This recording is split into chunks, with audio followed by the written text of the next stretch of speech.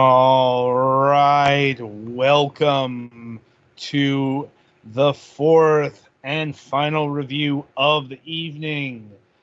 Up this time is Aarik and the Ruined Kingdom. Guide Aarik through wreck and ruin in this relaxing perspective puzzle adventure where the puzzle is your environment. Using your father's crown, rework, and rewind to mend your broken world. Right. So, a much more concise way to put it is, do you know Monument Valley? Like, if you've ever played either one of those, and there is a third one releasing this year. But this is basically I guess for lack of a better term, clone of Monument Valley. A lot of the same puzzle gimmicks. It's just this game doesn't have Totem Friend in it. Putting all that aside, I will say one thing this does, not necessarily over Monument Valley, but differently, is it's actually got controller support. Monument Valley being first and foremost a mobile game, it's all it's all mouse or touch or whatever. I don't remember that having controller support. This does. It's always nice to have the option. Right. Which also makes it a candidate for consoles. I honestly don't know what the release plans are. I'm like, okay, looking it up. This game is out for the Nintendo Switch as well. That explains everything right there. And I'm not seeing mobile devices. Yep. And putting that aside, the actual puzzles,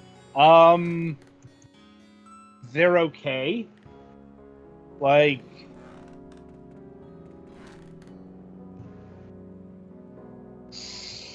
how do I put this? It's all compliment. It's like each world has its own or set of levels, has its own puzzle mechanic, like the perspective puzzles here. Now that never goes away, but it will see additions. Like primarily when you can move objects.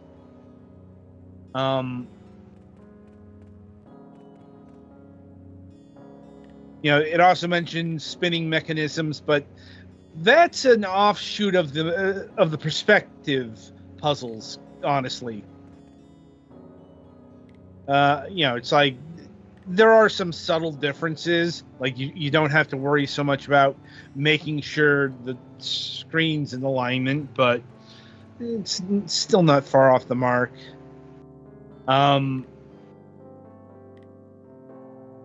What like I don't want to call them block puzzles, even though they are technically blocks, but like the closest thing to the Totem Friend puzzles are the inhabitants of the kingdom, which you get to move via your crown powers later on in the game. And finally, the final power set are time powers. Think something like The Legend of Zelda Skyward Sword. At least I think that's what they're going for there.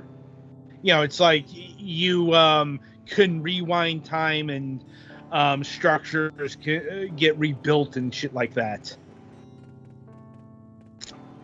Overall, it's a good package,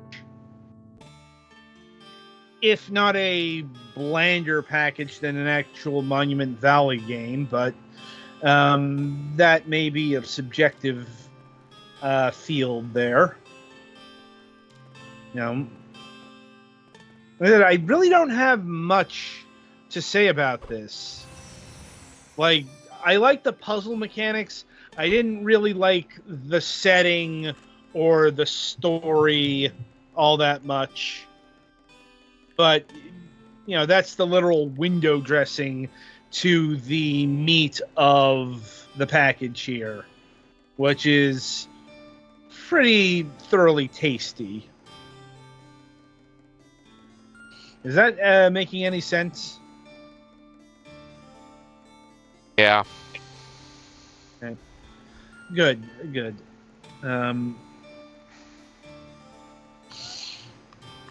Honestly, that's about all I got. Like, this is a perfectly cromulent game that might want to tone down on the usage of the rumble feature. Like, once I got to the Snoring King, like, the rumble was so strong it was literally shaking the controller off the table. Fine. Not really. Like, I had to unplug my controller for that. But, also worth noting, this does have the hidden collectibles in the form of discoverable crowns. In each level, there's a crown hidden. Like, in fact, there's one right there, right now on screen. Click on that to collect the crown. I'm not sure what happens if you collect them all, because I did not collect them all. You just collect it, and you will collect it. I was on controller. I didn't know how to click with controller. Yeah. Like I said, how does it play with a controller? Not great. Yeah, see, this is why I chose a mouse and a mouse here. Like, I guess technically mouse and keyboard, but honestly, with a game like this, you're driving it with a mouse. Not just in terms of spinning the world, but movement. You just point and click.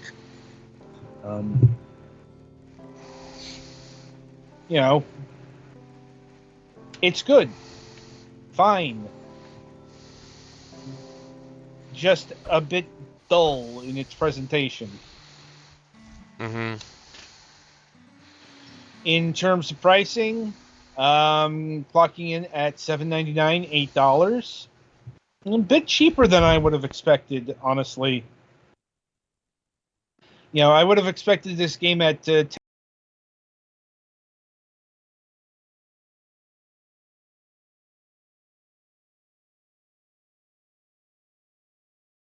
game. All right. Anything further that you two wish to add to the proceedings here? Not really. It looks pretty good. I think I'm good. Like I said, it's one of those weird, ineffable titles. Like, it's not doing anything wrong. It's just I've played something much better and more interesting. Maybe not so much mechanically, but I much prefer the presentation and the storytelling in Monument Valley to this. Such is life sometimes. Anyway, that'll about do it for Aarik here. Also, I think, Alex, you did want to complain about the title. No, it was the other. It was. Oh, sorry. Petty, was it you who was complaining about the spelling of Aarik? or Aarik. There are 40 different ways to spell Aarik, and you choose this one? I There we think this is like a possible like Norse. Yeah, spelling. I want to say it's probably like Norwegian or Icelandic for Aarik, or something like that. Also, Petty, you might want to check the recording for this. It did blip a little bit. Alright, yeah, it didn't even give me, like, flash anything up that disconnected, so I'm thinking it might have just been a brief lag. Okay. Anyway, so yeah, that'll about do it for this review session. So, coming up on the week ahead, right, on Wednesday, September 11th, we will be welcoming Aaron Goodall to the program, and we'll be talking about his game, Zephyr's Pass. I swear it's not planned or anything, just it's really easy to get Game Boy Color developers. And yeah, I know this is coming off of last week's talk of Veritas and company, but those weren't actual Game Boy Color games. This is like it's another game that is being developed for real Game Boy Color hardware. More likely than not, it's using GB Studio, and so on and so forth. Anyway, Zephyr's Pass is a captivating, narrative-driven action-adventure game. Okay, am I the only one who gets driven up the wall with the words action-adventure? A little bit. I mean, Kind of. They've diluted it so much in the past, 40 years? Yeah. Like, just every other game was described as an action-adventure title. Technically, just about any game you do actions could be action-adventure. Yeah. Anyway, specifically designed for the GBC. Set in a land tormented by destructive winds, the game's inhabitants are forced to live in canyons and travel via low-flying airships. The story follows a young hero, Abel, who joins forces with a band of pirates to defeat Thane. Thank God you didn't go with Kane. It's like I see the rhyming scheme there, but you did try to make that a bit different than your typical Cain-Abel parable. Anyway, a man striving to become the wind god. To accomplish this, Abel must locate ancient pieces of armor, each granting him new abilities and the strength to save the land. Right. So it sounds like it's a fairly in-depth top-down adventure game. So we'll be talking about that on Wednesday. We do have a Friday show this week, but this is going to be under the banner of MSP. As we... I'm not exactly sure what to call it. Less an experiment because we know how to do a Friday morning show. And we know how to do an interview. It's more we need to get with Mac on how he wants to name these sub-shows going forward. Right. Because we have, for our Fragments, it's A and B. We don't know if he wants to keep that or if he has another naming scheme he wants in mind because it's still his show. Yeah, it's also, I don't know how much of a thing this is going to be. We're doing this because I didn't realize the guest was in Ireland. Right. By the time we had come to an agreement. Yeah. Yeah. And this is why I established the daylight interviews for our program. Right.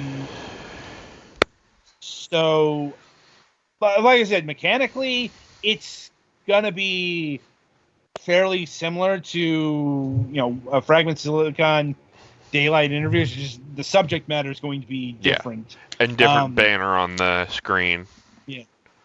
It's also worth noting that Mac and Kevin will not be participating in that. due to, once again, scheduling. Their schedules don't really allow for Friday mornings. So it's pretty much going to be a Fragments of Silicon, the Daylight interviews episode, except talking about comic books. And we do have a new episode of regular ass MSP planned as well, and everything should be back to normal this week. At least that is the plan. So with that in mind, until next time, I shall wish you good gaming.